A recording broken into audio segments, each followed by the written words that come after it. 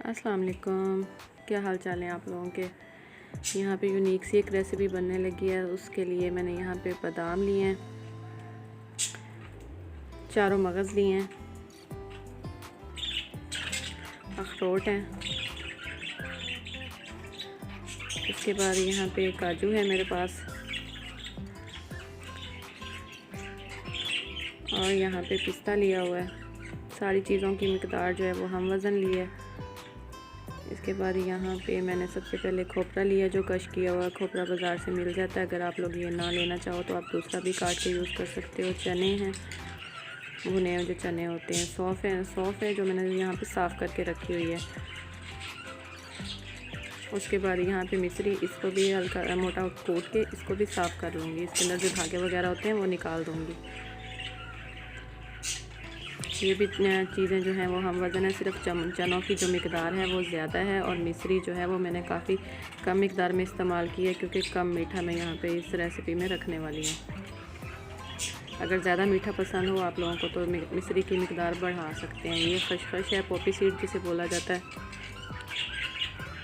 ये सारी चीज़ों को यहाँ पे मिला लिया है मैंने। खसखस को भी धो के और उसके बाद हल्का सा उसको भून लेना है। भूनने के बाद वो खुश्क हो जाएगी तो ये सारी चीज़ों को मिक्स करके ग्राइंड कर लेना है। नज़र की कमज़ोरी दूर हो जाती है।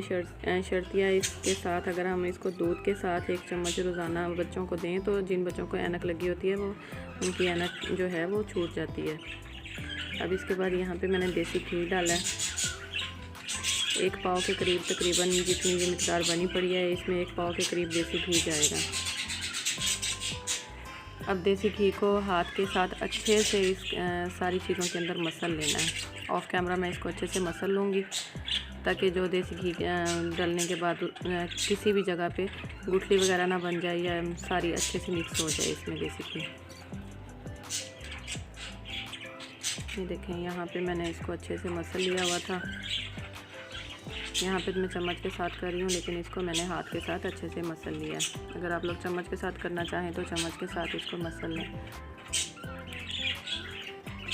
1 चम्मच के करीब ही इसको बड़े बूढ़े सारे अफराद जो भी कमज़ोरी वगैरह है वो दूर हो जाएगी। और ऐनक के लिए तो जिन बच्चों को ऐनक लगी हुई है उनके नंबर काफ़ी बड़े हुए हैं और किसी भी तरीके से वो ख़त्म नहीं हो रही, तो इस नुस्खे के बाद उम्मीद है कि वो ख़त्म हो जाएगी।